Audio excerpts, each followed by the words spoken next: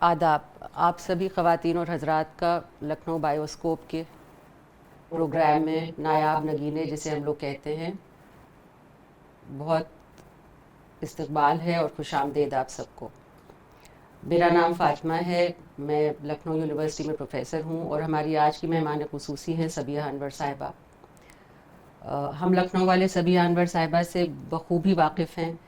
आप हर दिल अज़ीज़ हैं, आप अदब से बहुत मोहब्बत रख करती हैं, ताल्लुक़ है आपका बड़ा पुराना इससे, और मुझे बहुत खुशी है, बहुत फ़ख्र है कि मैं आज आपसे गुफ्तगू कर रही हूँ सबिया आपा। आपका खुशामदीद आपको इस प्रोग्राम में। बहुत बहुत शुक्रिया। सबिया आपा, मैं अपने नाज़रीन को बता दूं कि सबिया आपा का बचपन संदीले में गुज़रा, आपका ताल्लुक़ संदीले से है और सबिया आपा ने अपनी पढ़ाई लखनऊ में की और आप शुरू से कम उम्री से अदब से बहुत ज़ौक़ रखती हैं। आप लिखती हैं, पढ़ती हैं और आपने बहुत सी खिदमात की हैं लड़कियों की तालीम में ख़ास तौर से, और हमारी आज की गुफ्तगू जो है वो इन सभी दायरों पे मुनहमिक होगी। सभी आपसे सवालात का सिलसिला शुरू करते हैं। सबसे पहले मैं आपसे पूछना चाहूँगी कि आप अपनी जो ज़िंदगी आपने बचपन आपने अपना संदीले में गुजारा, उसके बारे में आप कुछ हमें बताइए। जी हाँ, संदीला यहाँ से थोड़ी ही दूर पर लखनऊ के करीब ही एक कस्बा है और उस कस्बे के लिए लोग कहते हैं कि बड़ा मखदूम-खेज़ कस्बा है। तो मैं भी यही कहूँगी, क्योंकि लखनऊ में और वहाँ के लोगों की खूबियाँ जो हैं वो कदम कदम पे दिखाई देती हैं, और वो यूनिवर्सिटी हो, रेडियो स्टेशन हो और दूसरे भी शोबाजात हों, सब में हम लखनऊ में संदीले वालों को शामिल देखते हैं। तो मैं संदीले से हूँ और उन्हीं लोगों में जिन्होंने लखनऊ के उसमें इजाफा किया, उसमें मेरे वालिद वजहत अली संदीलवी साहब का नाम भी है। मेरे वालिद उर्दू से मोहब्बत रखने वाले और तालीम का ज़ौक़ रखने वाले, ख़ासकर लड़कियों की तालीम में दिलचस्पी रखने वाले शख्स थे, और मुझे खुशी है कि मैं उनकी बेटी हूँ और उनके बताए हुए रास्ते पर चलने का खुदा ने मुझे मौका दिया। मैंने अपनी तालीम को हमेशा अपने तक नहीं महदूद किया, और यही उनका कहना था। जब मैंने पढ़ाई शुरू की थी तो उन्होंने कहा था कि खुशकिस्मत है वो लड़कियां जिन्हें अपनी दूसरी बहनों को, बेटियों को पढ़ाने का मौका मिलेगा, क्योंकि हमारे मुल्क में तालीम की बहुत कमी है और तुम इतनी बड़ी खिदमत को अंजाम दोगी। मैं थोड़ा हिचकिचा रही थी कॉलेज में जाने से, लेकिन उन्हीं की वजह से मैं गई, और इल्म का, तालीम का हमारे घर में बड़ा एक अहम रोल रहा है। अदब का एक अदबी ज़िंदगी थी जो हमारे घर में थी। मेरे वालिद यूँ तो कुछ 24-25 किताबों के उन्होंने लिखी हैं, उनको गालिब से खुसूसी दिलचस्पी थी। हम लोग गालिब के अशार और मुख्तलिफ दूसरे शायरों के भी, लेकिन गालिब हमारा ओढ़ना बिछाना थे, क्योंकि कहीं न कहीं कोई शेर हम सुनते रहते थे, और उनकी किताबें जो इनके ऊपर उनके मज़ामीन भी छपा करते थे अखबारों में, रिसालों में, तो उससे बहुत मुतासिर हुए, और इस तरह उर्दू ज़बान को समझने का, उसके हुस्न को पहचानने का शौक़ मुझे पैदा हुआ। लेकिन हम भाई बहनों में, हम लोग माशाल्लाह, मेरे अलावा 4 भाई बहन और हैं, उनमें किसी ने भी उर्दू नहीं पढ़ी क्लास में, लेकिन हर एक जो है वो उर्दू जानता है।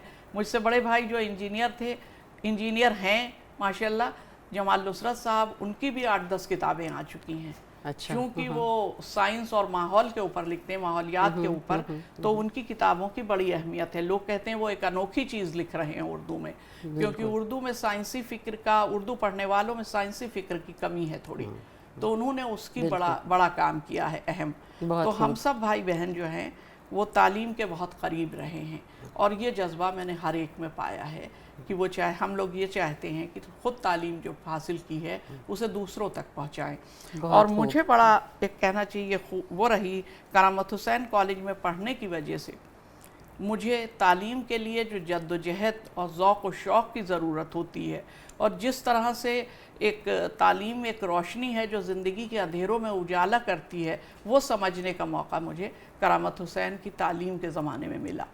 और खुशकिस्मती ये है कि वो उसके बाद मैं संदीले से आने के बाद, करामत में पढ़ने के बाद, फिर मैं करामत हुसैन कॉलेज में ही पढ़ाने लगी। मेरा तकर्रुर यहाँ बहैसियत एक टीचर के हो गया। डिग्री सेक्शन में मैं पढ़ा रही थी लड़कियों को, और ये सिलसिला इतना दिलचस्प साबित हुआ। शुरू में मुझे अंदाज़ा नहीं था कि ये तवील हो जाएगा सिलसिला, لیکن میں پڑھاتی رہی اور وقت گزرتا رہا جی اور اردو پڑھانے کا سلسلہ اتنا زیادہ ہو گیا. جی لکھنے کا شوق مجھے ہمیشہ سے رہا, جی تو اس سلسلے میں لکھنا پڑھنا سبھی بالکل چلتا رہا. بالکل تو بالکل. میں جی قطع کلام کر رہی ہوں آپ کی بات کا. اپنے ناظرین کو بتا دوں میں کہ سبیہ انور صاحبہ نے قریب 10 سال کرامت میں رہ کے پڑھا اور اس کے بعد 30 سال شعبہ اردو کی صدارت کی آپ نے, اور پھر 12 سال وہاں کی پرنسپل رہیں آپ. تو کہنا چاہیے کہ ایک زندگی کا بہت اہم اور بہت اچھا حصہ آپ نے بلا کرامت میں گزارا, کرامت بے حسین شک. مسلم اسکول میں گزارا.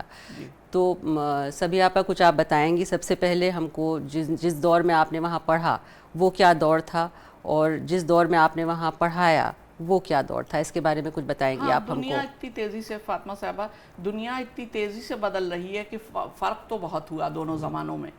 کہ ہمارا پرانا زمانہ جب ہم پڑھ رہے تھے تو پرانی روایتوں میں اور پرانی جو زندگی کے جو طور طریقے تھے وہ کچھ اور تھے. اس زمانے میں وہ لڑکیاں آئی تھیں پڑھنے کہ جن کے گھروں میں تعلیم نہیں تھی عورتوں میں. مجھے تو ایسے لوگوں کے ساتھ پڑھنے کا نہیں موقع ملا. میرے زمانے میں تو لڑکیاں پڑھ رہی تھیں, اچھی لڑکیاں, بہت اچھی لڑکیاں پڑھ چکی تھیں, جنہوں نے دنیا میں زندگی میں بڑا نام پیدا کیا, اور وہ آج بھی کرامت کو یاد کرتی ہیں. لیکن آداب و اطوار جو تھے وہ وہی تھے, کیونکہ جس طرح سے جن لڑکیوں کے لیے کھولا گیا تھا, کرامت حسین صاحب نے یہ کالج کھولا تھا جس طبقے کے لیے, اور وہ طبقہ ہماری زندگی کا بہت, ہمارے ارد گرد کا, ہمارے سماج کا بہت اہم طبقہ ہے. تو مجھے بہت خوشی ہوتی تھی اس زمانے میں بھی کہ کن گھروں سے لڑکیاں آ رہی ہیں. بڑے بڑے گھروں سے بھی آتی تھی, یعنی لکھنؤ کے اشرافیہ جو خاندان تھا, جو طبقہ تھا, ان کے بھی لوگ آتے تھے پڑھنے کے لیے. مولاناؤں کے گھروں کی, لکھنؤ میں مذہب کا بڑا رواج رہا ہے, بالکل رواج کیا, مذہب کا دبدبہ رہا ہے بہت. تو مذہبی وہ لوگ بھی آتے تھے, اور چونکہ کہنے کو تھا یہ مسلم کالج, لیکن اس میں 50% سے زیادہ غیر مسلم لڑکیاں پڑھتی تھیں. بالکل. اور اگر آپ دیکھیں, کاغذات اٹھا کے دیکھتے ہیں تو ٹیچرز اور اسٹوڈنٹس سب جو تھے وہ سب مذہبوں کے تھے. سب مذہب. میں ایک واقعہ اور یہاں پہ اس وقت یاد آ گیا, بتانا چاہوں گی کہ کرامت حسین صاحب نے جب مدرسہ شروع کرنا چاہا تھا, اور انہوں نے یہ کہا تھا, ایجوکیشن جو بورڈ تھا اس میں رکھا تھا کہ میں لڑکیوں کے لیے ایک اسکول کھولنا چاہتا ہوں. تو یہ کہا گیا کہ آپ یہ اسکول کس طرح کا کھولیں گے, ہندو لڑکیوں کے لیے کھولیں گے یا مسلمان لڑکیوں کے لیے. تو کرامت حسین صاحب نے یہ خط آج بھی آرکائیوز میں ہے, ایک بار نمائش میں نے کالج میں لگوائی تھی تو اس میں یہ خط لگا تھا کہ ہمارا ملک ویسے ہی غلامی کی اندھیرے میں ڈوبا ہوا ہے, مہربانی کر کے تعلیم کو اس میں شامل کیجئے. ہر بچی کو پڑھاؤں گا میں, ہر بچی کو پڑھاؤں گا میں. کتنا اچھا خیال ہے. ہاں, اس خیال سے جو شروع ہوا تھا کالج, تو اس نے میرے دل پہ بڑا اثر ڈالا. اور یہی وجہ ہے کہ پڑھتے پڑھتے میں کالج میں جب آئی, یہاں پڑھانے لگی, تو مجھے یہ خیال رہا کہ اس جذبے کو, اس خیال کو مجھے آگے بڑھانا ہے. اور وہ زمانہ بھی ایسا تھا کہ ہر کام ہمارا کسی مقصد کے تحت ہوتا تھا. لڑکیاں وغیرہ جو تھی کچھ جو سوچ لیتی تھی کہ یہی کرنا ہے ہم کو, یہی ہمارا آئیڈیل ہے. تو جس کو آئیڈیل بنایا, اور تعلیم کو, اور جس نے تعلیم کے لیے محنت کی, اس کے لیے دل میں بڑی عقیدت رہی ہمیشہ. تو یہی سب جذبات تھے میرے جو میں نے کالج میں, اور پھر کالج جو تھا وہ زمانے کے ساتھ ساتھ بدل رہا تھا. بالکل. نئے مضامین بھی شامل ہو رہے تھے, نئے زمانے کی لڑکیاں, نئے زمانے کے ٹیچرز آ رہے تھے. تو ایک اعتبار سے دیکھیے تو بڑا مشکل وقت تھا, کیونکہ آپ نے بھی غور کیا ہوگا کہ تبدیلی جو ادھر آئی ہے, ادھر پچھلے 25-30 سالوں میں, اس کی رفتار بہت تیز ہو گئی ہے, اور رفتار ہو کے شکلیں بدلتی جا رہی ہیں. کہ اگر ہم 25-30 سال پرانی کوئی چیز اٹھا کے دیکھیں تو وہ ہمیں بڑی بوسیدہ اور پرانی سی لگتی ہے. جبکہ پہلے وہ چیز جو تھی بڑی ہمیں قدر کی لگتی تھی, لیکن اب وہ پرانی سے لگنے لگی ہے, کیونکہ ہم اتنی تیزی سے آگے جا رہے ہیں. لیکن کرامت حسین صاحب میں, کہ کرامت حسین کالج میں کہنا چاہیے, اس بات کا ایک تناسب, ایک توازن جو تھا وہ ہمیشہ برقرار رہا, کہ نئے اور پرانے جو خیالات تھے وہ ملا کے چلے. اور یہی وجہ ہے کہ مجھے بھی وہاں پہ ایز اے پرنسپل کام کرنے میں دقت نہیں ہوئی. دھیرے دھیرے رفتہ رفتہ زمانے کے ساتھ سب بدلتے گئے, اور طریقے بدلتے گئے, اور کالج بھی بدلتا گیا. بالکل بالکل. میں اس وقت اپنے ناظرین کو پھر بتاؤں کہ سبیہ صاحبہ جو ہیں وہ بہت ہی زیادہ کہنا چاہیے ایبل ایڈمنسٹریٹر تھیں, اور بہت اچھی طرح انہوں نے اپنا کہنا چاہیے پرنسپلشپ وہاں پہ وقت گزارا. ایک سوال اور مجھے دھیان آ رہا ہے سبیہ آپا آپ سے کروں کہ جس طرح سے یہ کالج تاریخی ہے اس طرح سے بہت سے ٹیچرز بھی یہاں ادیب رہے ہیں, بہت ہی تاریخی شخصیتیں یہاں سے گزری ہیں, کچھ اس کے بارے میں آپ بتانا چاہیں گی ہم لوگوں کو؟ ہاں بالکل, بہت سے لوگ ہیں وہ, جیسے کہ سب سے اہم تو جس نے میرے ذہن کے اوپر اثر ڈالا وہ رضیہ سجاد ظہیر صاحبہ تھی. رضیہ سجاد ظہیر صرف ایک ٹیچر نہیں تھی بلکہ کہنا چاہیے وہ لڑکیوں کی دل و دماغ پر طاری تھیں. اس زمانے میں ادب میں ترقی پسند تحریک ایک بالکل نئی تازہ ہوا کا جھونکا تھا جو رضیہ آپا لے کے آئی تھی, کہ جس نے کہ کہنا چاہیے کہ ایک عوامی چیز کو خاص بنا دیا. وہ گلیوں میں کام کرنے والی صفائی کرنے والی لڑکی کو انہوں نے ہیروئن بنا دیا کہانی کی. محنت کش طبقے کو انہوں نے وہ ایک کہنا چاہیے بڑا مضبوط کر کے ثابت کیا.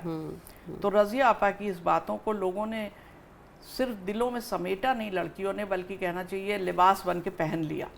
رضیہ آپا نے بہت اثر ڈالا. اس کے علاوہ نجمہ محمود صاحبہ تھیں اور بہت اثر ڈالا انہوں نے بھی. وہ رودولی کی تھیں, مجاز کی جو بہن تھیں, صفیہ کی دوسری بہن جو تھیں حمیدہ سالم اکنامکس پڑھاتی تھیں. اور اسی طرح بہت سے لوگ ہیں جو کچھ یہاں پڑھا رہے ہیں, کچھ باہر کی یونیورسٹیوں میں پڑھا رہے ہیں, کبھی ملتے ہیں تو بتاتے ہیں. لیکن اس کے ساتھ ساتھ وہ یہ بھی بتاتے ہیں کہ بھئی کالج میں ہم سے نہ زور سے چلا جاتا ہے, کالج جب آتے تھے, اور نہ زور سے ہنسا جاتا ہے. مجھے خیال آتا تھا کہ کوئی نہ کوئی ٹیچر کہیں سے نکل کے آئے گی اور ہمارے اوپر ایک نظر ڈالے گی اور ہم بالکل ٹھٹک جائیں گے. دبے پاؤں چلتے تھے سب لوگ. ہاں, تو کہنا چاہیے کہ وہ کالج صرف تعلیم نہیں دیتا تھا بلکہ ٹیچرز جو تھیں وہاں کی تربیت بھی کرتی تھی, بہت اچھی تربیت کرتی تھی. آج بھی ہمیں یاد آتا ہے کہ یہ بات ہم سے کس ٹیچر نے کہی تھی اور ہم اسے نبھانے کی پوری کوشش کرتے ہیں. تو اس کے معنی یہ کہ کرامت حسین کالج ہمیشہ سے ایک وہ رہا تھا, ایک بڑا سلسلہ رہا تھا اس کا, تعلیم کا, تربیت کا, نگہداشت کا بچیوں کی. بالکل, کتنی اہم بات ہے یہ کہ بچیاں اپنی استانیوں کو یاد کریں اپنے عمر بڑھنے کے بعد تک. سبیہ آپا, آپ نے بہت کم عمری میں افسانہ نگاری شروع کی, بلکہ میرے خیال سے آپ پڑھ ہی رہی تھی جب آپ نے اپنا پہلا افسانہ لکھا. اور میں اپنے ناظرین کو بتاؤں کہ سبیہ آپا کو بہت سے اعزازات بھی ملے ہیں اردو اکادمی کی طرف سے ان کی کہانیوں کے لیے, اور بہت ہی پر اثر کہانیاں ہیں آپ کی. تو سبیہ آپا, کچھ آپ اپنی کہانیوں کے بارے میں بتائیے ہم لوگوں کو. ہاں, اپنے مجموعوں کے بارے میں بتائیے آپ. میری کہانیوں کے 2 مجموعے ہیں. ورق ورق زندگی آ چکا ہے اور دوسرا مجموعہ خواب در خواب ہے, اور تیسرا جلدی آنے والا ہے پس آئینہ, آئینے کے دوسری طرف پس آئینہ. تو ان افسانوں میں کیا میں بتاؤں کہ میں جو میرے شروع کی لکھی ہوئی کہانیاں ہیں, بچپن کی لکھی ہوئی کہانیاں ہیں, بچپن ہی کہوں گی جب میں بی اے میں پڑھتی تھی آج کے زمانے میں, تو مگر میں ان کہانیوں میں آج بھی اتنی پختگی پاتی ہوں کہ اب لکھتی ہوں تو اتنا اچھا نہیں ہوتا. شاید بچپن کا یا نوعمری کا جو ایک تاثر ہوتا تھا, یا ذہن اور دل جس طرح سے جذب کرتا تھا بات کو, اس کا اظہار کا طریقہ بھی بڑا بے ساختہ ہوتا تھا. تو وہ کہانیاں ہیں. میری پہلی کہانی جو تھی رسالہ شمع میں, جو ایک بڑا مقبول اور بڑا محبوب رسالہ ہوا کرتا تھا سب کا, جس میں ہندوستان بھر کے بڑے بڑے ادیب چھپتے تھے, قرۃ العین حیدر, کرشن چند, خواجہ احمد عباس, سبھی چھپتے تھے. اس میں ایک دن پتہ چلا سبیہا وجاہت کی کہانی بھی چھپی ہوئی ہے, تو سب کو بہت تعجب ہوا. کہانی کا نام تھا آخری جرم, اور سب کہہ رہے ہیں سبیہا تمہاری کہانی چھپی ہے, سبیہا تمہاری. مجھے یقین نہیں آیا, لیکن جب دیکھا تو سچ میں میری کہانی چھپ گئی تھی. میرے والد بھی بہت خوش ہوئے اس بات سے کہ میں نے کہانی لکھی. تو کہانی لکھنے کا سلسلہ چلتا رہا, لیکن اس نے عملی جامہ پہنا. بعد میں افسانے جب جمع ہو گئے تو پہلا مجموعہ ہمارا جو تھا وہ سن 75 میں آیا, 1975 میں وہ آیا, اور اسے اردو اکیڈمی سے انعام بھی ملا. اس کے علاوہ دوسرا جو ہے ورق ورق خواب در خواب, اس میں میری تقریباً نئی کہانیاں ہیں. اور تیسرا جو آ رہا ہے ان کہانیوں کا موضوع تقریباً بدل چکا ہے. اچھا, تب موضوعات جو ہے زندگی جیسے بدلتی جاتی ہے, موضوعات بدلتے جاتے ہیں.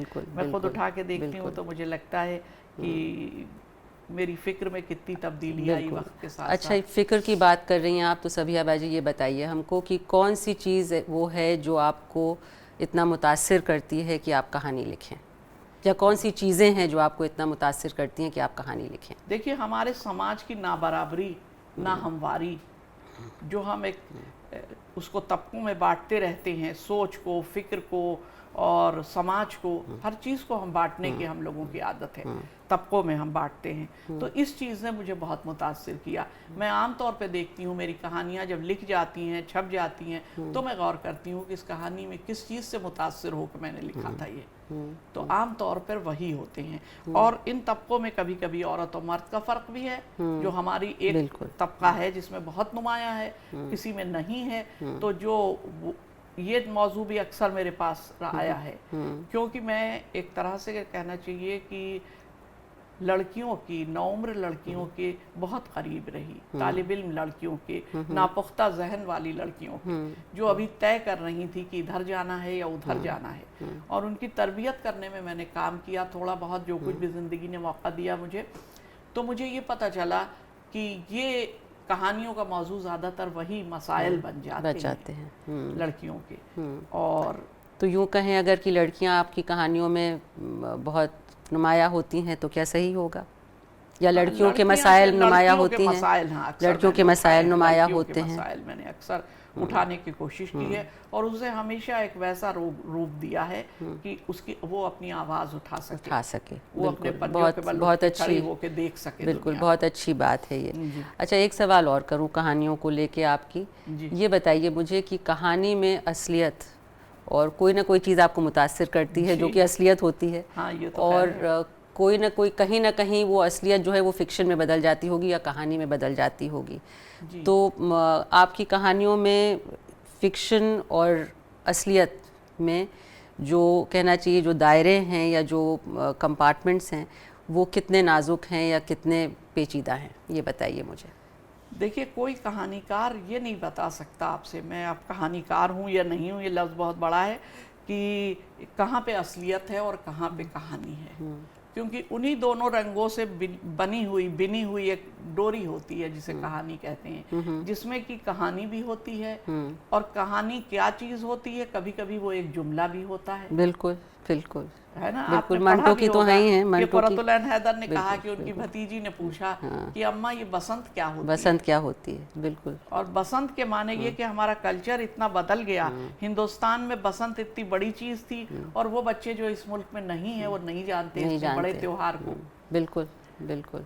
तो उसी तरह से एक एक जुमला जो है वो कभी हार्ट करता है, और कहानी कहाँ से आती है दिमाग में ये कोई नहीं जानता, कि ये जो बात अभी हुई थी ये कल कहानी बन के हमें दिमाग में बैठ जाएगी, और ये नाबराबरी जो हमने यहाँ देखी है वो कैसे कहानी बन के हमारे सामने आ जाएगी। बिल्कुल बिल्कुल। तो कहानी एक जो है वो तजुर्बात, मशाहिदात और अल्फाज, अपनी फ़िक्र की बनी बनाई मजमुआ है ये। हाँ, एक मजमुआ होती है, और जो हमें मदद करती है उस लिखने वाले के जहन पर भी, के जहन पर नज़र रखने का भी मौका देती है, और उसके ज़माने को भी कि उस ज़माने के मसाइल क्या थे। बिल्कुल। इसी वजह से हम देखिए कहते हैं कि कुछ मसाइल जो है वो आलमगीर मसाइल हैं। प्रेमचंद ने जो कहानियाँ लिखी हैं, या हमारे ज़माने में भी बहुत से राइटर लिख रहे हैं कि वो हर ज़माने की कहानियाँ। बिल्कुल। तो कोशिश यही करती हूँ कि आम मसाइल लूँ जो मसले ज़िंदगी के हैं, ताकि कहानी जो है वो ज़िंदगी से करीब रहे।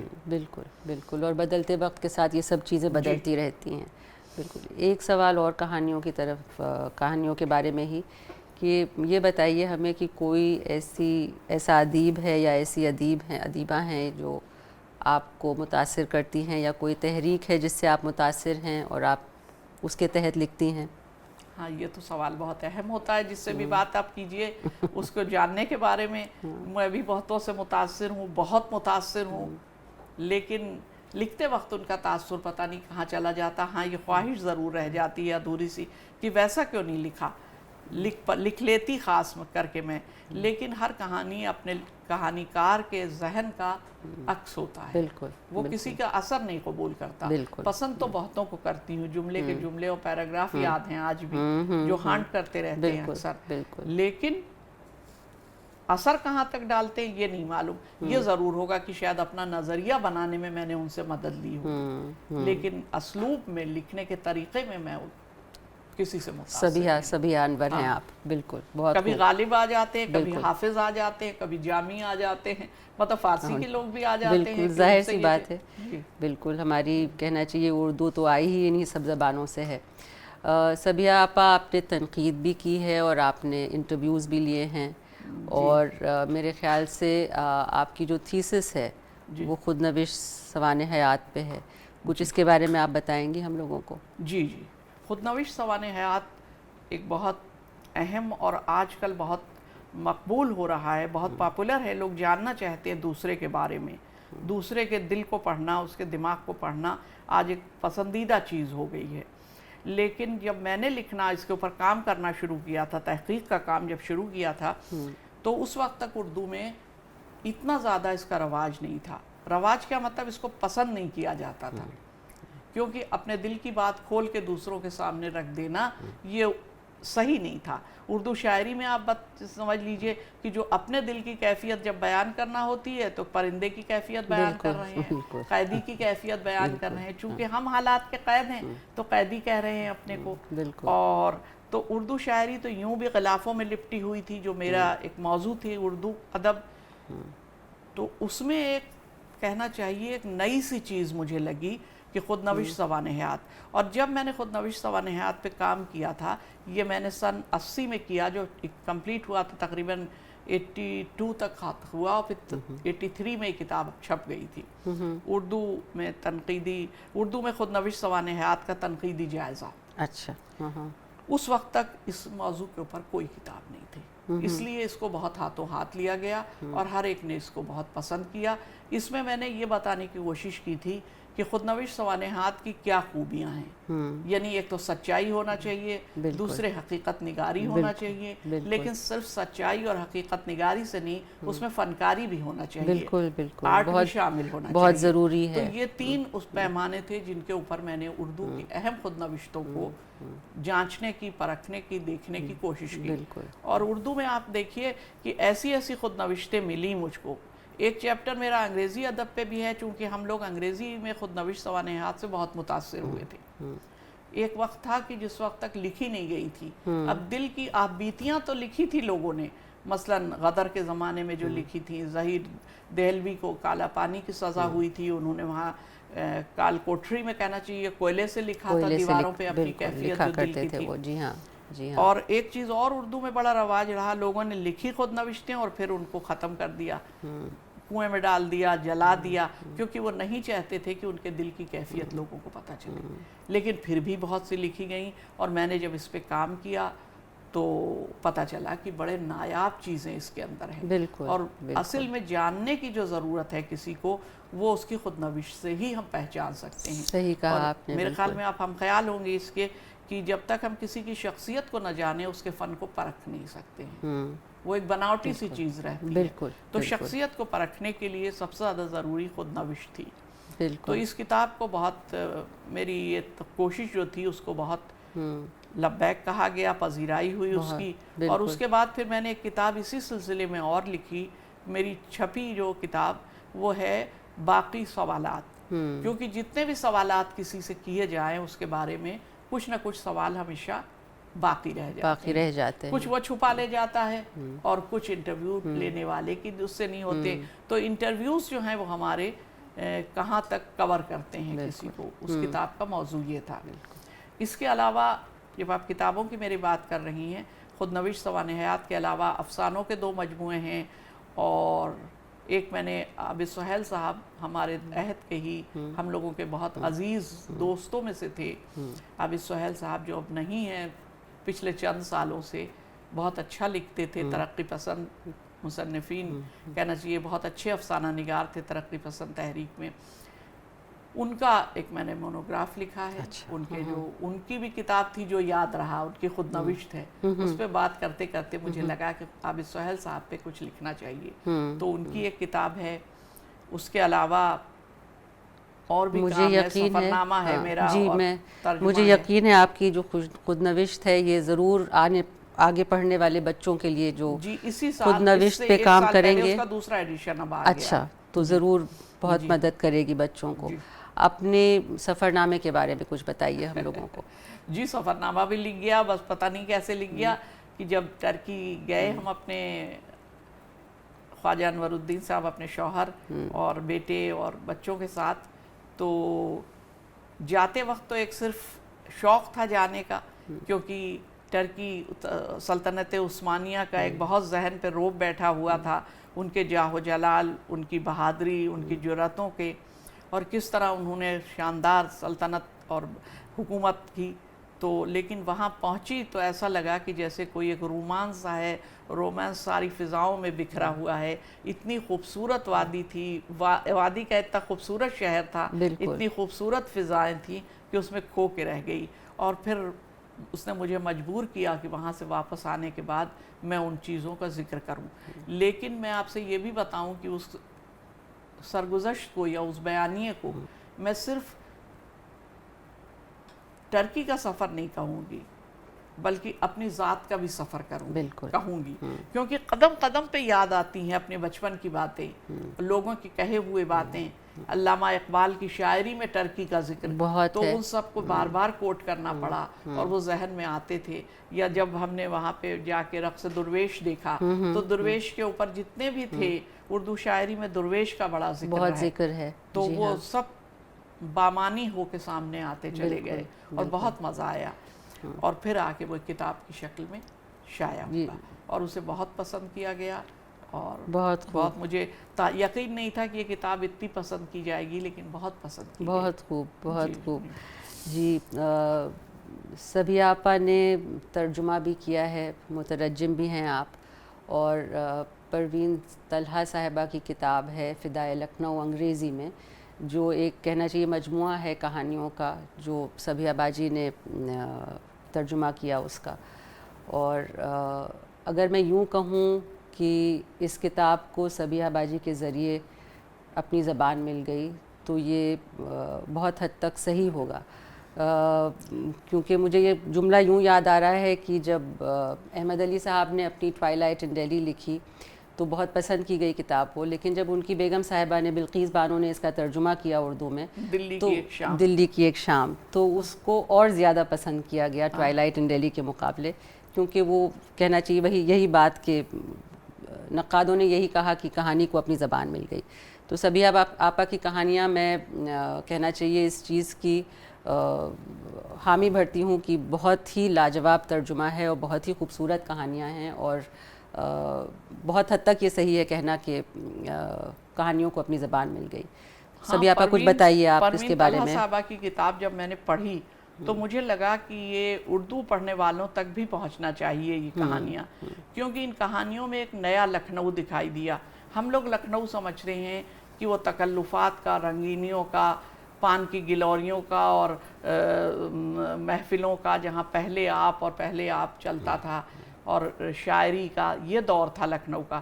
لیکن اس میں مجھے پہلی بار میں اندازہ ہوا کہ لکھنؤ ہی وہ جگہ ہے جس نے جنگ آزادی کے لیے پہلی بار تلوار اٹھائی. پہلی بار چنگاری جو پھوٹی وہ لکھنؤ سے ہی پھوٹی تھی, اور لکھنؤ کے لوگ جو تھے وہ کتنے ملک کی محبت سے سرشار تھے کہ انہوں نے کوئی پرواہ نہیں کی کسی چیز کی. اور عوام اس زمانے میں کیسے سوچ رہا تھا جب جاگیریں ٹھکرا دی گئیں. یہ کہانی یہ بھی ہے کہ ایک خانسامہ کو, نواب صاحب کو جاگیر دی گئی تو انہوں نے واپس کر دی, کیونکہ وہ نہیں چاہتے تھے کہ انگریز گورنمنٹ سے انہیں کوئی انعام یا خطاب ملے. تو انہوں نے کہا کہ کیا جائے. ان کے ساتھ ان کا خانسامہ بھی تھا, باورچی جو تھا, تو انہوں نے باورچی کو دیا, تو اس باورچی نے بھی وہ جاگیر لینے سے انکار کر دیا. تو یہ جذبہ تھا اس زمانے کا. تو یہ سب چیزیں میں سمجھ رہی تھی کہ اردو کے قارئین کے سامنے بھی آنا چاہیے, اور وہ سمجھے کہ لکھنؤ کیا تھا. ایک تانگے والا کیسا سوچتا ہے بدلتے ہوئے شہر کو, عام آدمی کیسے سوچتا ہے بدلتے ہوئے شہر کو. تو میں نے اس کا ترجمہ کیا, ایک ایک کر کے کہانیاں چلتی گئیں, ہوتی گئیں, اور پھر ایک دن پتہ چلا کہ پوری کتاب کا پھر مصنفہ جو ہیں پروین طلحہ صاحبہ بہت اچھی رائٹر ہیں, ان کی اجازت سے پھر وہ کتاب چھپ گئی. اور میرے خیال سے تقسیم کے اوپر بھی اس کے میں کہانیاں ہیں. تو بڑی اچھی کہانیاں ان کی ہیں, اور انہوں نے یہ بتانے کی کوشش کی ہے کہانیوں میں. وہ ایک جو ایسا کہ ابھی آپ نے کہا کلن کی لاٹ پہ ہے, اور بہت سی اچھی کہانیاں ہیں اس میں, بہت ہی سینسٹیو اور دل کو چھونے والی کہانیاں ہیں, بہت ہی خوبصورت کہانیاں ہیں. اور سبیہ آپا کو آپ کو ساہتیہ اکادمی ایوارڈ بھی ملا اس ترجمے کے لیے. جی ہاں, میرا یہ ترجمہ کافی پسند کیا گیا. مجھے خوشی ہے کہ اس کے لوگوں نے داد دی اور سمجھا, اور اس پہ ساہتیہ اکیڈمی ملا مجھ کو 2020 میں. 2020 میں. بہت خوب, بہت خوب. سبیہ آپا نے بہت خدمت کی ہے لڑکیوں کی تعلیم کے لیے. جیسا کہ میں نے آپ لوگوں کو پہلے بتایا, قریب 30 سال شعبہ اردو کی صدارت کی ہے, اور پھر 12 سال پرنسپل شپ نبھائی ہے آپ نے کرامت حسین مسلم گرلز کالج کی. تو میں سبیہ آپا سے اگلا سوال یہی کرنا چاہوں گی کہ آپ کو لڑکیوں کی تعلیم کے بارے میں آپ کے کیا تاثرات ہیں؟ یہ تو ایک عام سی بات ہے. میں نے وہاں پر ہیڈ آف دی ڈپارٹمنٹ پہ رہی ہوں تقریباً 27-28 سال تک. اور تو لڑکیوں کی تعلیم جو ہے وہ کتنی اہم ہے, کتنی ضروری ہے, آج ہم سب جانتے ہیں. یہ کہنے کی ضرورت نہیں ہے, آج لڑکیاں بہت آگے بڑھ رہی ہیں. لیکن پھر بھی اہم ہے کہنا اس بات پر, جیسا کہ ابھی آپ نے سوال کیا, کہ ایک طبقہ ہے جو اس سے بہت دور ہے. اور ہمارا کالج جو تھا کرامت حسین کالج, وہ خاص کر اسی طبقے کے لیے کھولا گیا تھا. یہ دوسری بات ہے کہ اس زمانے کے جو نواب تھے, جو تعلق دار تھے, جو بڑے تھے, شرفا تھے لکھنؤ کے, انہوں نے لوگوں کی ہمت بڑھانے کے لیے اپنی بچیوں کو وہاں بھیجا, تاکہ ایک عام آدمی کی بھی ہمت پڑے اور وہ اپنی بچیوں کو بھیجیں. تو اس طرح سے جس طبقے کو ہم نے پڑھایا, جس طبقے سے ہمارا واسطہ پڑا اس کالج میں, وہ طبقہ تھا عام طور پر کہ جو تعلیم سے نہیں واقف تھے. تو اس کام کو میں نے ایک قومی خدمت سمجھ کے بھی انجام دیا, کیونکہ یہ جب تک تعلیم نہیں پہنچے گی, ہمارا سماج نہیں ترقی کرے گا, ہمارے خاندان نہیں ترقی کرے گا, ہمارا ملک نہیں ترقی کرے گا. تو لڑکیوں کی تعلیم جو ہے وہ صرف ایک کام نہیں ہے, بلکہ قومی فریضہ ہو گیا ہے. اور یہی سوچ کے میں نے اسے انجام دیا. اور تعلیم کے ساتھ صرف لفظوں کا سے واقف ہونا نہیں ضروری تھا, بلکہ ضروری یہ بھی تھا کہ ہم ایک فکر کو بیدار کریں. معاف کیجیے گا. نہیں, میں اپنے ناظرین کو یہ بھی بتاؤں کہ سبیہ آپا کو اس کام کے لیے بہت سے اعزازات سے نوازا گیا. ان میں تو کہنا چاہیے جو سب سے اہم ہیں, میں ان کا نام آپ کو بتاتی ہوں. یش بھارتی ایوارڈ ملا آپ کو, یو پی رتن ایوارڈ ملا آپ کو, مولانا ابوالکلام آزاد ایوارڈ ملا آپ کو, اور بہت ہی اہم خدمات رہی ہیں آپ کی اس شعبے میں سبیہ آپا کی. کچھ سال میں نے بھی پڑھایا ہے کرامت میں, اور میں نے دیکھا ہے کہ کس جذبے سے صرف سبیہ آپا ہی نہیں بلکہ اور بھی وہاں کی جتنی ٹیچرز تھیں وہ کس جذبے سے پڑھاتی تھیں, اور کس محبت سے پڑھاتی تھیں, اور کس قدر کہنا چاہیے کہ اچھا لگتا تھا ہم لوگوں کو دیکھ کے کہ ہم لوگ جن بچیوں کو پڑھا رہے ہیں, وہ بہت سی بچیاں ایسی ہوتی تھیں جو شاید پہلی بار کلاس روم میں بیٹھ رہی ہوں, لیکن وہ کس خوبصورتی سے اور کس خوشی سے پڑھ کے نکلتی تھی وہاں سے, وہ دیکھ کے بہت ہی زیادہ خوشی ہوتی تھی ہم لوگوں کو سب کو. سبیہ آپا تھوڑا سا آگے بڑھیں ہم لوگ اب. کچھ میں آپ سے پوچھنا چاہوں گی اپنی ذاتی زندگی کے بارے میں. کچھ آپ بتائیں گی کہ لکھنؤ میں آپ کا نامی پریس سے تعلق, آپ کے شوہر خواجہ انور الدین صاحب اردو کے جو کہنا چاہیے موجودہ پریس میں جو تھا, نامی پریس کے مالک کہیے یا نامی پریس کے چلا رہے تھے, وہی یہ پریس ان کے دادا نے قائم کیا تھا, خواجہ قطب الدین صاحب نے 1883 میں قائم ہوا تھا. اور بہت ہی پرانا اور بہت ہی قدیم سے ہو کے ہمارے گھر آئیں گی, وہ خواجہ قطب الدین روڈ ہے, جو بہت ایک خاص اہم لکھنؤ کی تہذیبی تاریخ میں ایک اہم مقام ہے کہ یہاں پر ایک ایسا مطبع قائم کیا گیا. یہ ان کا شوق تھا کہ ایک ایسا کتب خانہ یہاں پہ قائم ہو, مطبع قائم ہو, تاکہ لوگ جو ہیں اردو کے بارے میں جان سکیں, پڑھ سکیں, اور دھیرے دھیرے تعلیم کا جو تھا میدان وسیع ہو سکے. انور صاحب نے بھی اسی چیز کو, ان کے والد کا نام تو خواجہ قمر الدین صاحب تھا, قطب الدین صاحب کے بیٹے جو تھے, جو یہاں مجسٹریٹ تھے, ان کے بیٹے تھے انور صاحب، خواجہ انور الدین صاحب، انہوں نے اس کام کو آگے بڑھایا، اور وہ جذبہ ان میں بھی تھا جو ان کے دادا کا جذبہ تھا، یعنی یہ کہ کتابیں جو ہے خوب چھپیں، لوگ پڑھیں، اور آخر میں تو پھر ابھی ادھر کچھ دنوں سے پہلے تک پریس کے بند ہونے تک پھر آف سیٹ وغیرہ لگیں دوسری زبانوں میں، اب ہندی انگریزی میں بھی چھپ رہی تھی، اردو تک محدود نہیں رہ گئی تھا اب ہمارا پریس، نامی پریس جو تھا۔ انور صاحب کا ذکر آیا ہے تو میں یہ بھی بتا دوں آپ سے کہ میرے شوہر خواجہ انور الدین صاحب کا بڑا ہاتھ رہا، جتنی بھی آپ نے چیزیں میرے لیے کہیں اس میں اگر کہا جائے کہ آدھے سے زیادہ ہاتھ انہی کا تھا، کیونکہ وہ ایک ترقی پسند اور آزاد ذہن کے مالک تھے، اور ان کا وہ یہ چاہتے تھے کہ جو بحیثیت ایک کہنا چاہیے ان کی شریک حیات کے، یا جس طرح سے میں جو چاہتی ہوں وہ کروں، میرے خیالات پر، میرے کاموں پر وہ روک نہیں لگانا چاہتے تھے، کیونکہ وہ جانتے تھے کہ جو کام ہو رہا ہے وہ سماج کے اور کسی نہ کسی طبقے کی بہتری کے لیے کام کیا جا رہا ہے، اور کتابوں چھپنے کا اور کتابوں سے دلچسپی کہنا چاہیے وہ بھی نامی پریس میں آنے کے بعد ہوئی۔ یہ بات دوسری ہے کہ میری صرف دو کتابیں نامی پریس میں چھپیں، باقی سب دلی سے چھپیں۔ بہت اچھے، بہت اچھے۔ جی صبیحہ باجی، آج کل آپ کا کیا شغل رہتا ہے؟ آج کل کہنے کو تو لوگ کہیں گے کہ پرنسپل شپ سے ریٹائر ہو کے گھر پہ آرام کر رہی ہوں گی، لیکن میں تو ریٹائر ہو کے اور پریشانیوں میں گھر گئی اس سے کہ بہت سے خیالات، بہت سے ادھورے نامکمل جو چیزیں باقی تھی زندگی میں، وہ سب سر اٹھا کے کھڑی ہو گئی کہ اب ہمیں پورا کرو، اب ہمیں پورا کرو، اب ہمیں پورا کرو۔ تو فی الحال تو ابھی یہ جو افسانوی مجموعہ آ رہا ہے یہ ہے میرا لسٹ میں، اس کے بعد میرا ایک اور کام ہے جو میں چاہتی ہوں کہ کسی طرح سے پورا ہو، وہ ہے کرامت حسین صاحب کی زندگی اور کرامت حسین صاحب کی خدمات پر، اور انہوں نے جس طرح سے سماج کی خدمت انجام دی اس کے اوپر میری دوسری کتاب ہوگی۔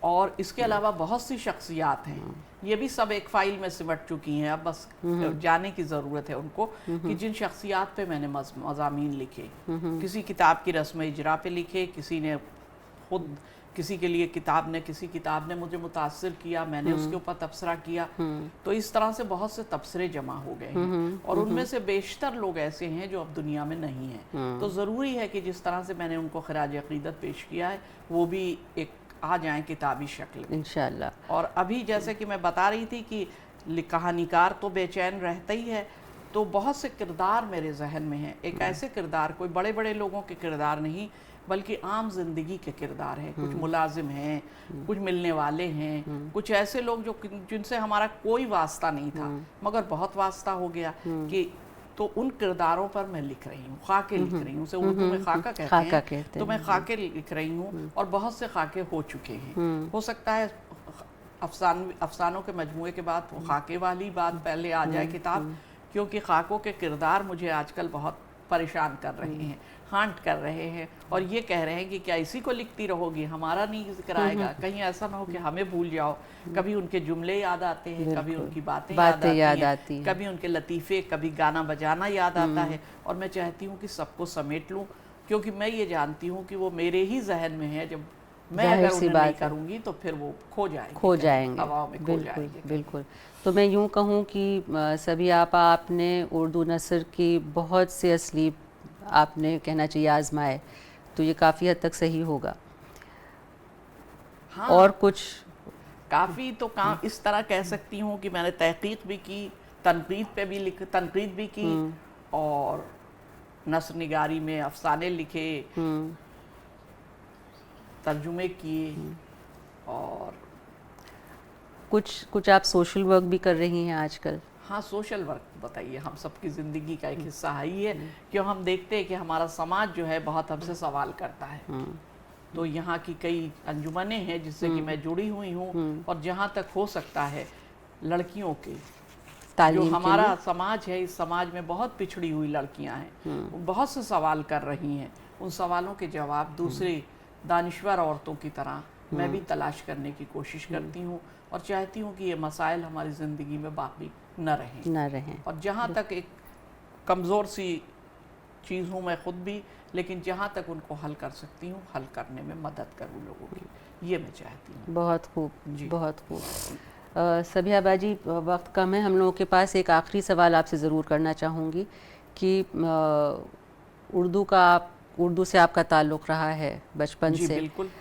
تو اردو کی جو کہنا چاہیے جو سٹیٹس ہے یا جو حالات ہیں ہمارے ملک میں آج کل وہ اس سے ہم سبھی واقف ہیں. جی کچھ آپ کہیں گی آپ اردو کے بارے میں آپ کے کیا تاثرات ہیں اس کو بڑھاوا دینے کے لیے اس کو اور بہتر کرنے کے لیے لوگوں تک اور پہنچانے کے لیے آپ کے کیا خیالات ہیں؟ ہاں میں نے ہمیشہ اردو پڑھنا اردو پڑھانا قابل فخر سمجھا کیونکہ یہ ہماری تہذیب کا ایک حصہ ہے. اس کے معنی اگر ہم اردو پڑھے ہوئے ہیں تو ہم تہذیب یافتہ ہیں. تہذیب یافتہ نہیں ہے بلکہ تہذیب سے واقف تو کم سے کم ہیں ہی. اور میں اردو کے لیے جو لوگ کہتے ہیں کہ اردو پچھڑ گئی ہے, اردو نہیں چھپ رہی ہے, بچے نہیں پڑھ رہے ہیں, میں ان لوگوں میں نہیں ہوں. میں یہ سمجھتی ہوں کہ نہیں, اردو ختم کبھی نہیں ہوگی.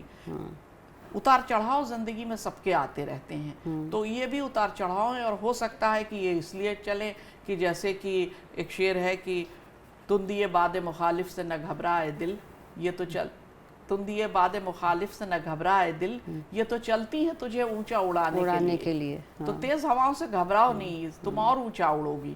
تو اردو زبان کے لیے میرا خیال یہ ہے کہ نئے بچوں میں جس طرح سے ذوق و شوق ہے اور نئے لڑکے لڑکیاں پڑھنا چاہتے ہیں, کتنے بچے جو ہیں وہ مجھ سے کہتے ہیں, مگر میں کہتی ہوں میں وقت نہیں دے پاؤں گی, میرے گھر آ جاؤ کہ فون کے اوپر پڑھنے کے لیے, یا آپ اس پہ ہم کو زوم پہ پڑھا دیجئے, اس پہ پڑھا دیجئے. تو میں یہ کہتی ہوں نہیں, ایسے نہیں پڑھنے کی چیز ہے اردو کہ ہوا میں بکھر جائے.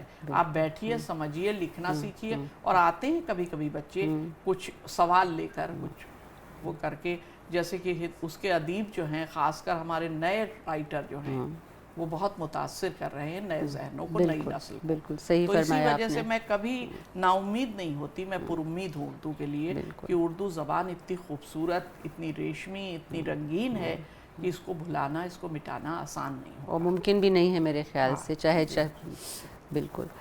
تو ہم صبیحہ باجی آپ سے بات چیت کا سلسلہ آج اس وقت یہاں روک کے, اور میں چاہوں گی کہ ہمارے جو ناظرین ہیں ان سے میں سیشن کو اوپن کروں تاکہ وہ لوگ ہم لوگوں سے سوالات کریں, بلکہ آپ سے سوالات کریں.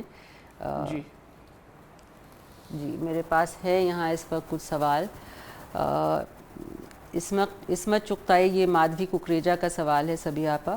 عصمت چغتائی کی کچھ یادیں شیئر کیجئے کنگھی والی گلی کے بارے میں.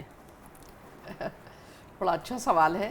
عصمت آپا سے ایک عجیب و غریب بات ہے کہ میری بہت دوستی رہی, دوستی ہی کہوں گی کیونکہ میں تو ان کے آگے کچھ بھی نہیں تھی, مگر وہ مجھ کو میری چھوٹی سی دوست کہتی تھی.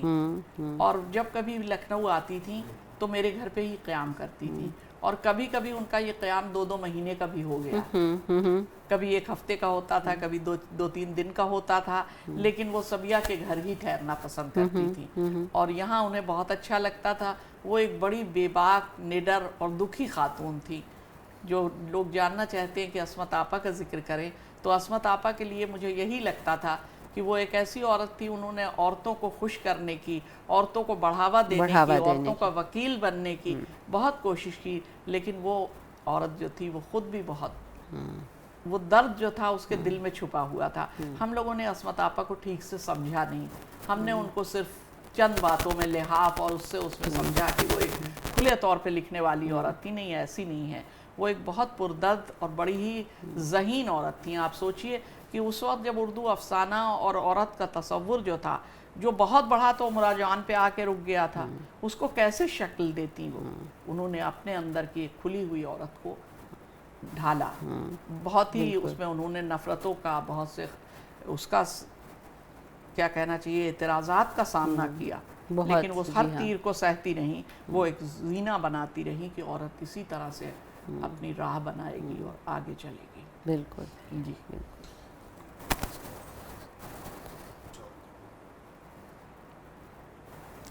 ایک اور سوال ہے صبیحہ آپ کے لیے.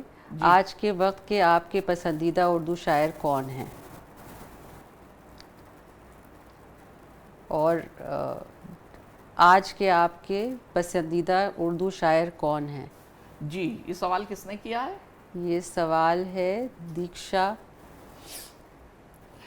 I can't read, it is very small. سولانی, دیکشا سولانی. جی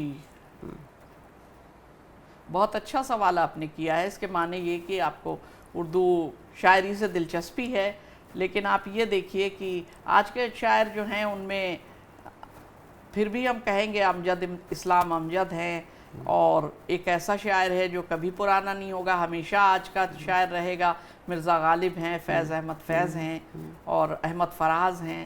یہ شاعر وہ ہیں. اس کے علاوہ اپنے یہاں افتخار عارف ہے لندن میں، جو یہ بتاتے ہیں، افتخار عارف کی وہاں پہ موجودگی ہمیں یہ بتاتی ہے کہ اردو کا دائرہ کتنا پھیل رہا ہے. جی ایک اور سوال ہے آپ کے لیے. چوک کا محلہ اس وقت جب آپ یہاں آئی ہیں رہنے تب کیسا تھا؟ چوک تو نہیں، میں چوک کے بعد ہے ایک وکٹوریا اسٹریٹ، وہاں پہ ہے میرا گھر. لیکن آپ سوال کر رہے ہیں تو ماحول یہ بھی مادھوی ککریجا کا سوال ہے. مادھوی ککریجا کا سوال ہے کہ چوک کیسا تھا. جی مادھوی جی، چوک چوک کا ماحول اس وقت کیسا تھا؟ دیکھیے چوک کا ماحول تو میں نہیں بتا سکتی، لیکن یہ بتا سکتی ہوں کہ جس زمانے میں لکھنؤ میں آئی تو اس زمانے میں میں کالج تو ضرور جاتی تھی. میں تھوڑے ہی دنوں کے بعد لکھنؤ شادی ہو کے جب آئی تو کالج جانے لگی تھی، لیکن بازاروں میں اور وہاں نکلنے کا اس زمانے میں رواج زیادہ نہیں تھا. بالکل نہیں تھا. میں نہیں کہہ سکتی کہ چوک کا ماحول کیا تھا.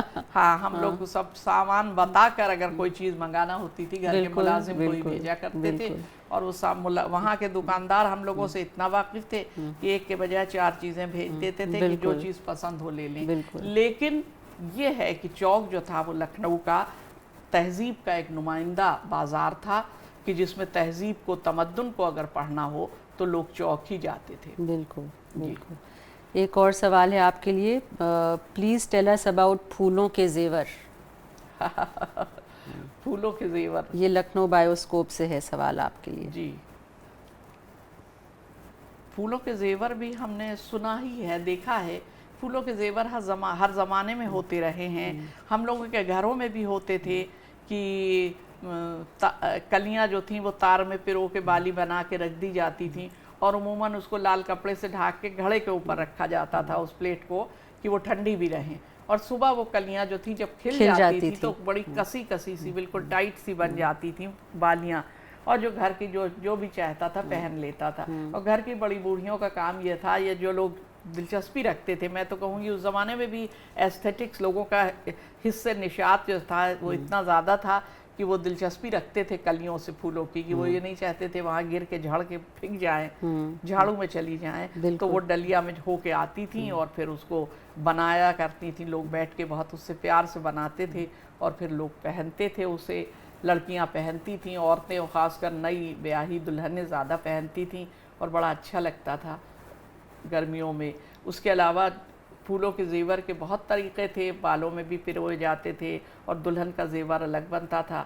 تو اور ان سب چیزوں کی موجودگی جو تھی وہ لکھنؤ میں چوک میں ہی تھی. بالکل. چوک میں ایک خاص جگہ ہے، پھول والی گلی کہلاتی ہے، کہ وہیں پہ ہار بنتے ہیں اور وہیں پہ یہ سب زیور بنتے ہیں. اور لکھنؤ ہی میں شاید یہ خوبی ہے کہ پھولوں کے گجرے اور ہار تو سب جگہ پہنے جاتے ہیں، لیکن زیور پھولوں کے جو بنتے ہیں جو بہت کچھ ہیں، کانوں میں پہننے کے، بالیوں میں پرو لیے جاتے تھے پھول ایک زمانے میں، بالیوں میں پرو کے پہننے کے، سر کے اوپر جھومر کی طرح پھولوں کا ٹیکا لگانا، جھومر لگانا، یہ سب لکھنؤ کا ہی کام تھا. بالکل.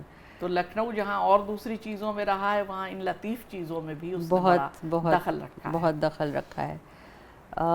اردو آج کل کے ماحول میں ایک جہاد کیسے پیدا کر سکتی ہے، جہاتی کیسے پیدا کر سکتی ہے؟ جہت تو نہیں ہے، جہت کہتے ایک نئے دشا، نئے جہاتی لکھا ہے آپ نے. سیف خواجہ کا سوال ہے یہ. اچھا. سیف خواجہ کا سوال ہے. اردو آج کل کے ماحول میں ایک جہاتی کیسے پیدا کر سکتی ہے؟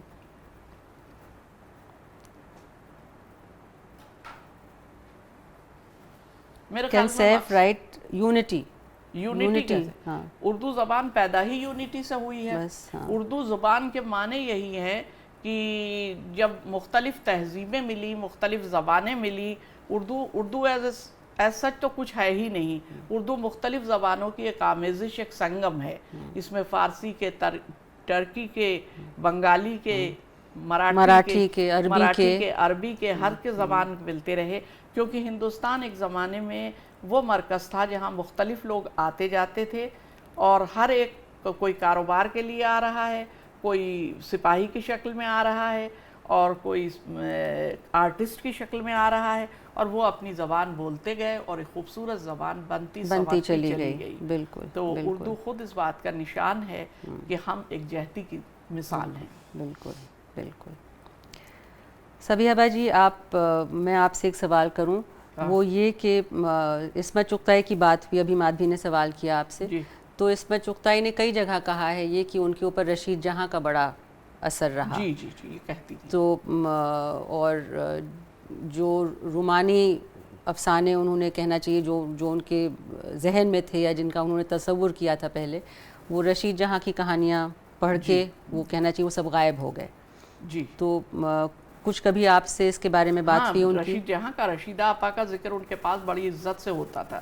وہ کہتی تھی کہ پہلی بار جب میں نے، میں بڑے یہ بھی کہتی تھی بڑے رومانی افسانے لکھا کرتی تھی جس میں ایک ڈاکٹر ہوتا تھا اور جو آتا تھا، کہ اس کی انہوں نے وجہ بھی بتائی کہ گھر میں اس زمانے میں اور کوئی باہر سے آتا نہیں تھا، ڈاکٹر ہی عموماً آیا کرتے تھے. اور وہ ڈاکٹر یعنی بہت پڑھا لکھا، تو لڑکیاں جو تھیں وہ سوچتی تھی کہ بڑا ایک رومانٹک ہیرو ہے. تو میں ویسی کہانیاں لکھا کرتی تھی اور اپنے بستر میں چھپاتی رہتی تھی.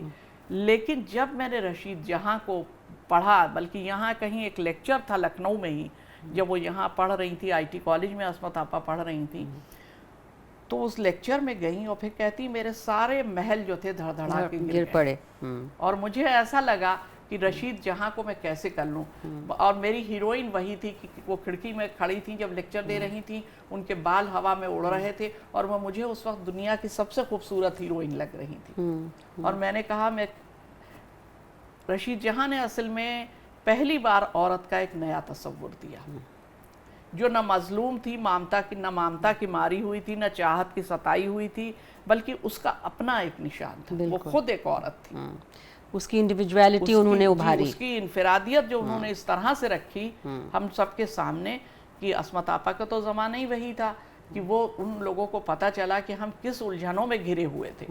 اصل زندگی تو یہ ہے، اصل زندگی تو یہ ہے. جیسے میں یہ کہوں گی کہ وہ جو ایک مولوی صاحب کی کہانی رشید جہاں کی ہے، کہ جس میں وہ بچہ پوچھتا ہے، مولوی صاحب درس دے رہے ہیں، بہت بیان کر رہے ہیں کہ دوزخ کیسی ہوگی، جنت کیسی ہوگی، تو بچہ ڈر کے اپنی ماں سے پوچھتا ہے کہ دوزخ کیسی ہوگی اماں؟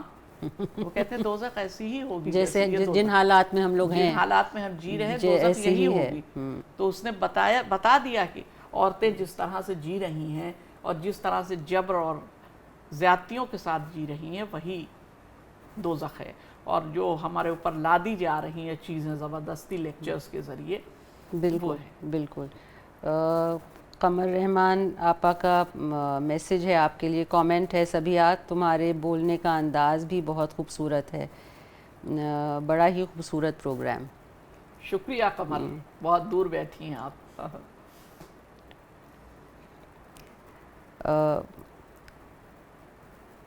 ہم بہت دور بیٹھے ہیں، but I am enjoying it, I am loving it, listening to the sounds of the conversation. I phone to everyone. شکریہ. ایک آخری سوال اور آپ سے پوچھ لوں صبیحہ آپا، جی. جب سوالات ہو ہی رہے ہیں تو رضیہ آپا، رضیہ سجاد ظہیر، پڑھایا بھی ہے آپ لوگ کو؟ جی ہاں، 1 سال مجھے پڑھایا تھا دلی جانے سے پہلے. جی ہاں. جی.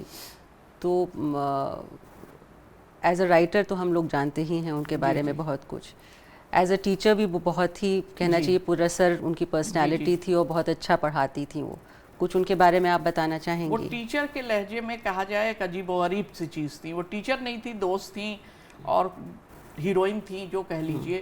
پانی برس رہا ہے تو بڑی سی برساتی پہنے ہوئے چلی آ رہی ہیں اور بچیاں ان کو دیکھ کے ہنسنے لگیں کہ تو کہہ رہی ہیں قلندر کی برساتی ہے. قلندر اپنے ہسبینڈ کو قلندر کہتی تھی. اچھا. ہاں، تو قلندر کی برساتی میں نے پہنی اور میں آ گئی. اور پھر آ کر کلاس روم میں وہ کرسی پہ بیٹھتی تھی، کھڑے ہو کے تو پڑھاتی نہیں تھی، کرسی پہ بھی نہیں بیٹھتی تھی، وہ بیس پہ چڑھ کے بیٹھ جاتی تھی پیر لٹکا کے. اور ان کا یہ اسٹائل تھا کہ ان کے لیے لڑکیاں جو تھیں پہلے سے لا کے پانی رکھ دیتی تھی ڈھک کے، اور پانی نہ ہو تو ان کو نہیں اچھا لگتا تھا. کبھی بالوں میں گجرے لپیٹے ہوتی تھیں. کسی لڑکی نے اگر ہمت کر کے کہہ دیا کہ آپ بڑی خوبصورت لگ رہی ہیں آج، آپ نے گجرا अरे भाई आज मैं मीर तकी मीर पढ़ाने जा रही हूँ, जब मीर को पढ़ाऊंगी तो मेरे नाक में खुशबू जाना चाहिए, बिल्कुल। जैसे खुशबूदार शायर को पढ़ा रही हूँ। और वो चलती थी तो उनके साथ साथ लड़कियों का एक झुंड चलता था, और सिर्फ ये नहीं है कि वो उर्दू पढ़ने वाली लड़कियां हों, हर लड़की से वो मुखातिब होती थी, क्योंकि उनका भी, मैं जैसा कि मैं जानती हूँ कि हर काम एक जद्दोजहद भरा था, वो जिहाद था ये उनका, कि लेके चलो सब लड़कियों को, लड़कियों को कदम कदम पे पढ़ाओ कि तुम्हें कैसे आगे बढ़ना है, तुम्हें कैसे समाज में अपनी जगह बनाना है, तो ये तालीम जो तुम हासिल कर रही हो इसके ज़रिए तुम सोसाइटी में कैसे असर डालोगी। और यही वजह है कि वो अकेली नहीं चलती थी, एक ग्रुप उनके साथ चलता था। उसमें से कोई ग्रुप में से कोई लड़की कुर्सी भी लिए रहती थी, 2-4 लड़कियां जो कुर्सी बिछा देती थी और वो बैठ जाती थी और लेक्चर शुरू हो जाता था। और उनके पढ़ाने में ड्रामा बहुत शामिल रहता था। वो जब कोई कैरेक्टर, वो जब तक वो कैरेक्टर नहीं बन जाती थी और वो कैरेक्टर बन के बताती थी हमको, और कहानी तो बहुत खूबसूरत लिखती भी बहुत खूबसूरत लिखती भी बहुत थी और पढ़ाती भी बहुत अच्छी तरह थी, सुनाती थी। अच्छा, ये भी पूछती थी कि भाई आज क्लास में पढ़ाई होगी कि कहानी सुनी जाएगी। लड़कियां कहती थी कहानी सुनी जाएगी, और फिर बहुत उम्दा कहानी सुनाती थी, बहुत अच्छी कहानी उनकी होती थी। सबिहा बाजी, बहुत शुक्रिया बात करने का हम लोगों से, और बहुत शुक्रिया लखनऊ बायोस्कोप के नायाब नगीने में हिस्सा लेने के लिए। बहुत अच्छा लगा बात करके आपसे, और ये तो नहीं कहूँगी कि अफसोस हो रहा है बात ख़त्म करते हुए, लेकिन बहुत अच्छा लगा। इंशाल्लाह फिर मुलाकात होगी। क्या कहूँ, मैं आप लोगों की शुक्रगुजार हूँ कि मेरा हाल जाना, मेरा हाल पूछा, मेरी बात जानी। बहुत शुक्रिया, बड़ी मेहरबानी। बहुत शुक्रिया आपका, बहुत शुक्रिया।